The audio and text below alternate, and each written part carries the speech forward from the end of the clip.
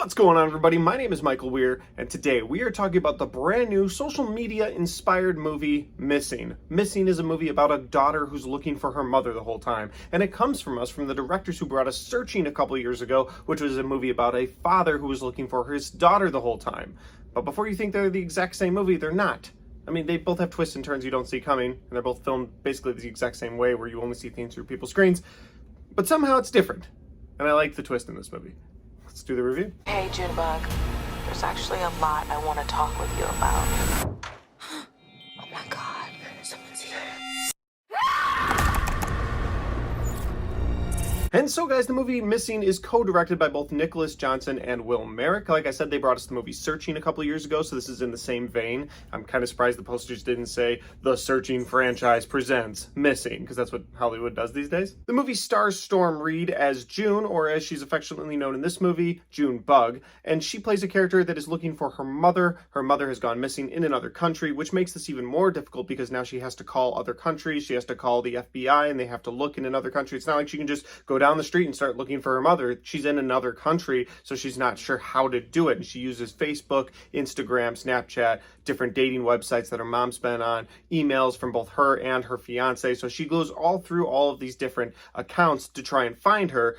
And because of that, the movie makes you view that through the lens of her laptop, and you don't actually, nothing's shot normal. It's almost found footage if it wasn't, just in your face the entire time, like in focus. I feel like a lot of found footage is more just one person holding a camera that you never see the whole time. Whereas in this movie, you see the person very clearly the whole time because she's using her laptop, she's using her cell phone, and just anything that's posted to social media or used through a screen of any sort, that's how you view the movie. It's a very interesting concept when it comes to filming a movie. It wasn't my favorite, but we'll get into my likes and my dislikes now to kind of tell you what I liked and what I didn't like about this movie, because that's what likes and dislikes are for. The first thing I really liked about this movie is that you can relate to the content of this movie very well if you're into social media, if you're always checking your phone, if you're on Twitter, if you're on Snapchat, if you're on Instagram, if you're on Facebook. You get the idea. If you're into those things and those are parts of your daily life, I feel like you can relate to this movie, because how often have you reached out to someone via your phone and you're like, text me back, text me, why won't you text back? Like, that's just a normal thing in your life. You're like, why won't you text back? Why won't you answer your phone?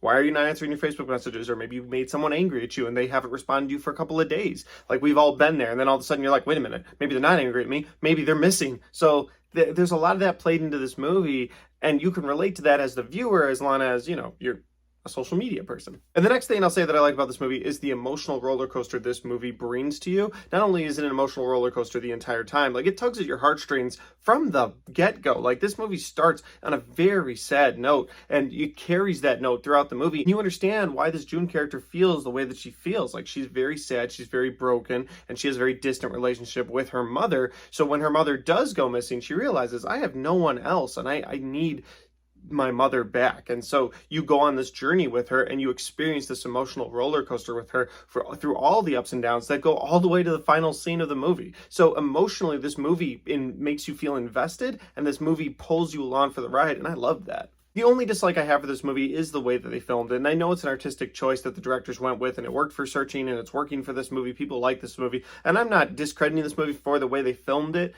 but it just didn't work for me personally. I did not like watching people through screens, being cut off every other second when someone closed the laptop, or having to jump to someone's Instagram account to see pictures that are posted. Like, it was all moving so fast, and it was happening in the moment so fast like that. And like I said, it is a roller coaster of a movie, but because of that, at no point in this movie did I feel comfortable sitting down watching it. Like, at the end of this movie, I had a headache. And if that's what they were trying to do to the viewer, trying to keep them in the moment with the movie, it worked in that regard. But after the movie, I was like, okay, I need to sit in my car for 5 minutes before I even put this thing in drive. Like, I just need to slow down and chill for a minute. And I don't know if that's a good thing. Like, I put it in my dislike category because that did not work for me personally, but it might work for other people with shorter attention span, or people that are, TikTok all day, every day, going like this. Like, maybe that'll work for them. Overall, guys, I will say that I think that this is a very well-crafted story and a very well-told story, and I think that from beginning to end, it keeps the viewer invested. The only problem that I had with this movie, like I already said, is that I didn't like the way this movie was presented personally,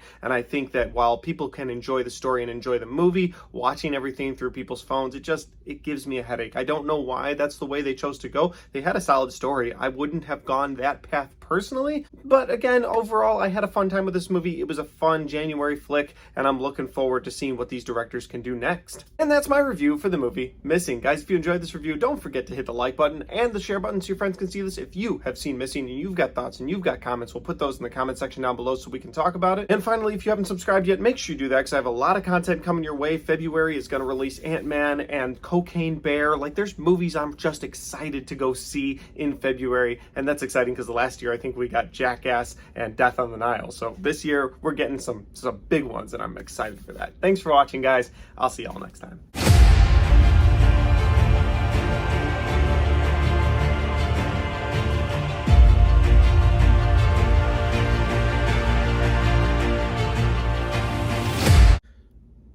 Oh, you're still here. I tell you what, I've got playlists right here and here, and you can check those out. One of them's going to be 2022 movie releases, and the other one is my Blu-ray updates and life updates. I have a whole movie theater room. I do a walkthrough. You might like that video. A lot of people have watched that and asked how big the room is constantly and how big my speakers are. It's weird. It's a weird thing that they focus on. But anyway, yeah, thanks for watching. I'm going to go now.